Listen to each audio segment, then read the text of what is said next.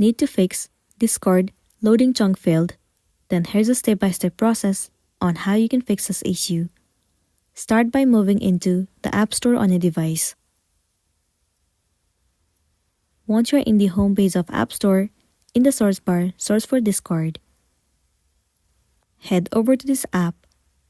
Right here instead of open, if you see the option of update, then your application is not up to date, and it might be one of the reasons that you're facing this issue. If that's the case, simply tap on update and update your app. Once you've got the updated version, the next thing you want to try doing is move ahead to the settings of a device. Head over to General, and then move into iPhone Storage. Search for the application Discord. Once you have searched for it, move into it. Now tap on Offload App, and then once again, click on Offload App.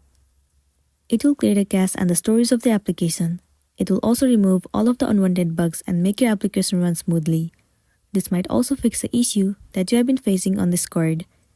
If not, try uninstalling the application and then reinstall it. Most of the time, reinstalling the app has fixed the issue, so you might also be good to go. That's the wrap for this video. If it helped you, give it a like and check out our next tutorial. Thank you.